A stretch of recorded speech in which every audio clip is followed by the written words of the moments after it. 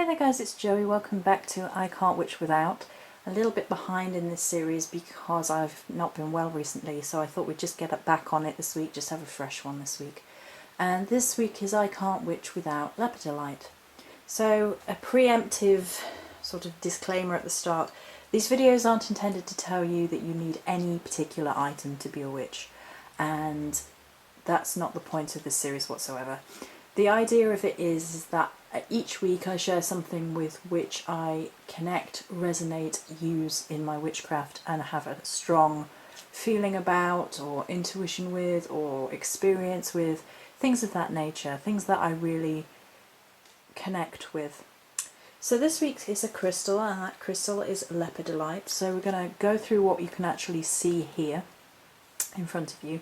Then we're going to read from the Crystal Bible, and that's as a good point of reference for meanings from a book, because I do like to give you that if I possibly can, because it means that if you want to go research something, there's a book you can start with, and the Crystal Bible is quite well known and easy to get hold of. So in front of you we have tumbled stoned lepidolite. Now I'm going to zoom in a little bit, hopefully this will be, yeah, okay, a little bit more. Oop. And we'll just move the beautiful wand out in a minute.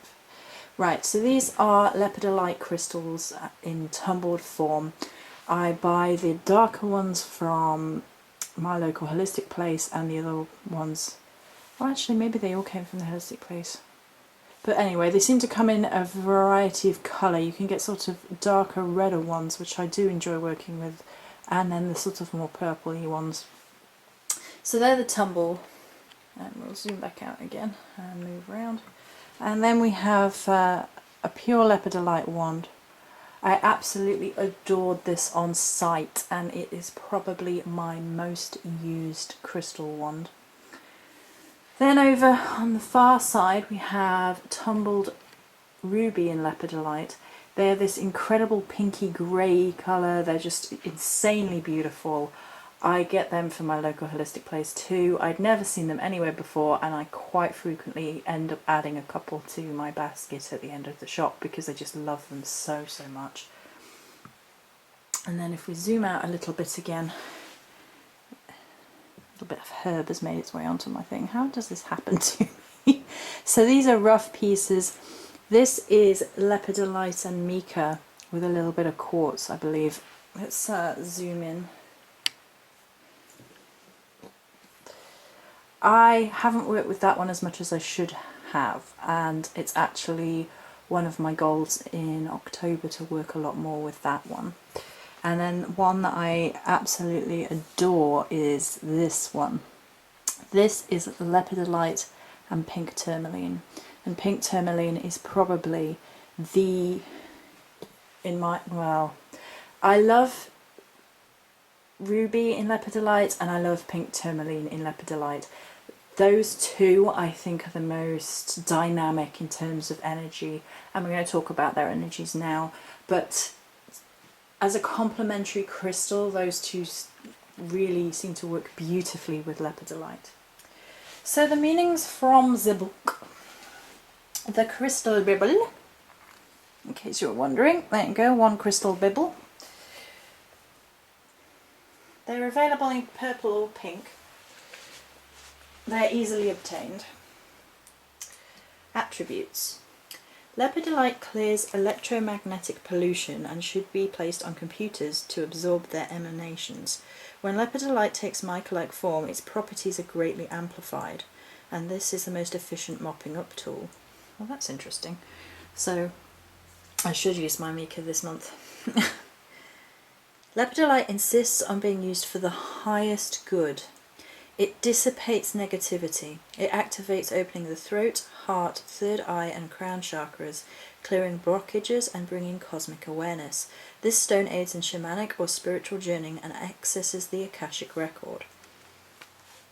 It tunes you into thoughts and feelings from other lives that are creating a blockage in your life right now. So really great for Samhain work. If you were looking into past life stuff that might be blocking you right now, that would be a fantastic crystal to use for that. Lepidolite is extremely useful in the reduction of stress and depression. It halts obsessive thoughts, relieves despondency, and overcomes insomnia. Lepidolite contains lithium and is helpful in stabilising mood swings and bipolar disorders. As ever with things like that, seek medical help first before just using crystals. It is excellent for overcoming any kind of emotional or mental dependency, supportive in releasing from addictions and complaints of all kinds, including anorexia. Again, seek medical help. As a stone of transition, it releases and reorganises old psychological and behavioural patterns, inducing change. I'm going to read that again because I think it's one of its most beautiful and most potent energies. As a stone of transition, it releases and reorganises old psychological and behavioural patterns, inducing change. Lepidolite encourages independence and achieving goals without any outside help. Mentally, it stimulates the intellect and analytical qualities. With its power of objectivity and concentration, it speeds up decision making. Lepidolite allows us to focus on what is important, filtering out extraneous distractions. Emotionally, lepidolite enhances standing in your own space, free from the influence of others. It's a calming stone that soothes sleep disturbances and emotional stress, bringing deep emotional healing.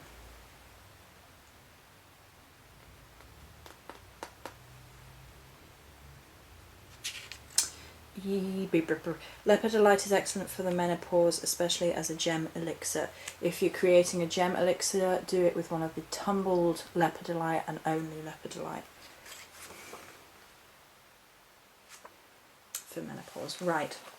And then there's actually an entry in the second one about lepidolite mica when there is quartz involved, which this one has on the other side. Where is it? There is quartz in there somewhere, right? So for quartz with lepidolite mica, this shamanic combination heightens intuition and the ability to act on this in a practical manner. Deepening unconditional love, it distinguishes between true spirituality and illusions and wishful thinking. Heightens energetic responses to acupuncture and acupressure. This crystal identifies and seals energy leakage and transmutes negative energy in the chakras. It also teaches you how to manifest what you most desire. Hold or place on grid as appropriate.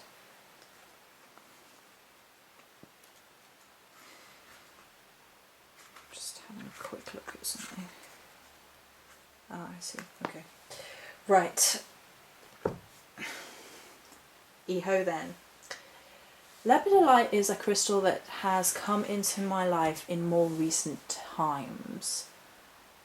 I can't give you an exact date, but I'm guessing a year to 6 months it has really been present. It's kind of recently took a little bit of a backseat to labradorite, and they came into my life more or less about the same time, both of which have this sort of shamanic transformational energy within them. Compared to labradorite, I think lepidolite feels a little bit lighter, a little bit more light-hearted, a little bit less serious.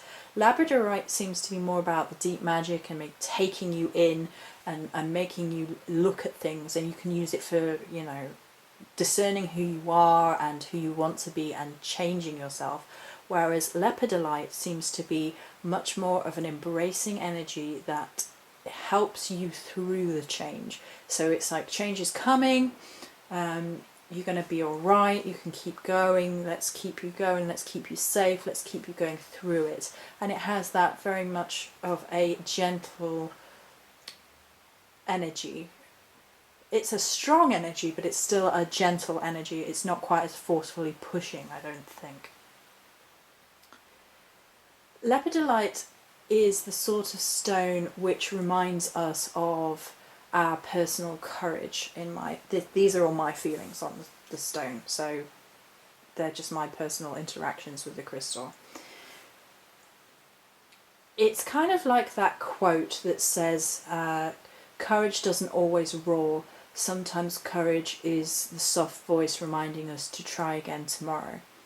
That's not a direct quote, that's me remembering it off the top of my head.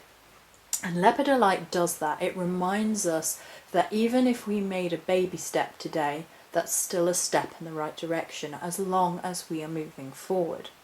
It doesn't allow us to focus on the negative or to sort of get trapped in our own ego or trapped in our own depression, because it really is a stone of movement the same way that labradorite is. It keeps us moving, keeps our energies flowing, it really does pull us along. But lepidolite seems to me to feel much gentler in the way that it does that and encourages us rather than come on whether you like it or not sort of thing. Lepidolite really does key into the psychic abilities for me.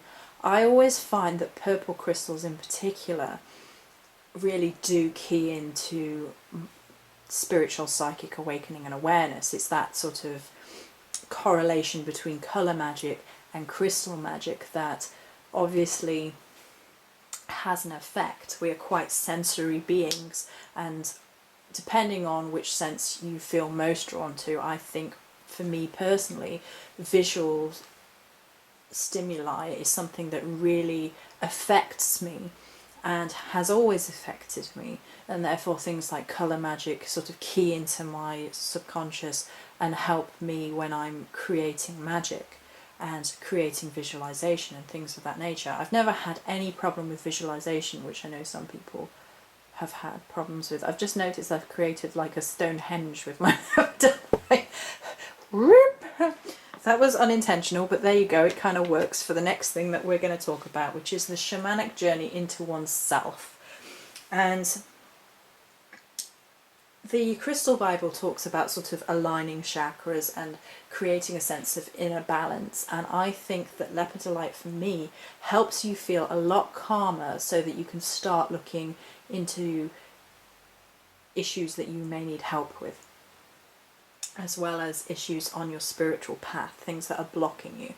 So if you are coming up against the same issue time and time and again, and you're having a really emotional experience or an emotional response to this issue, and it keeps coming up over and over again, lepidolite is one of those crystals that holds you in that sort of support network, that supportive energy.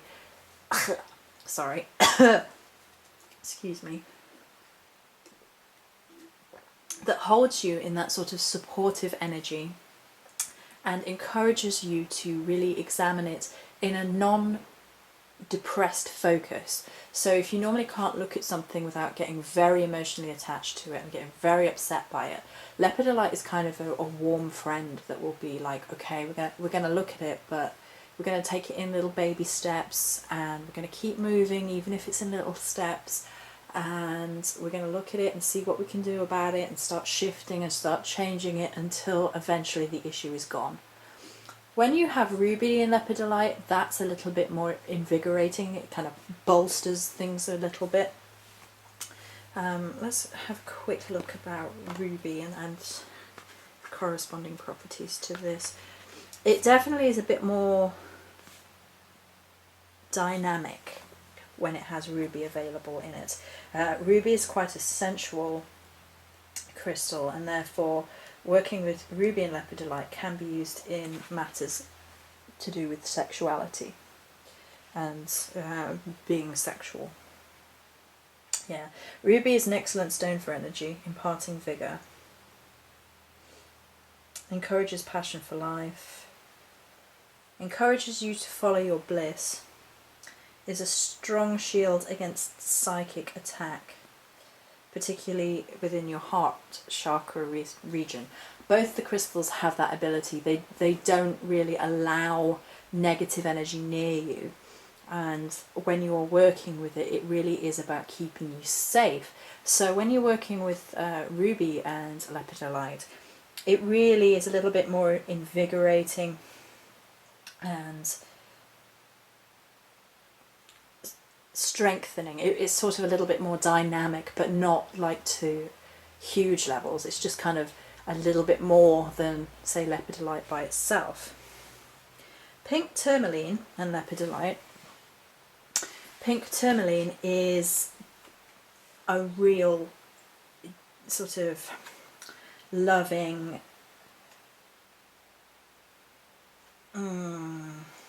I wonder if they actually have it in. Oh, they do, 304. Let's have a look what the book says, and then I'll give my opinion.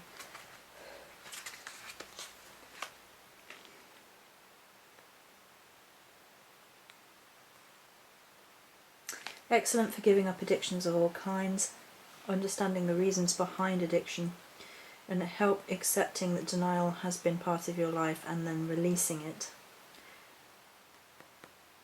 Okay, and pink tourmaline does do that, and lepidolite does do that as well. So it's lovely for releasing negative attachments to things that you may be addicted to. And when we say addicted to, it's so easy to jump to it being a substance, whereas it could be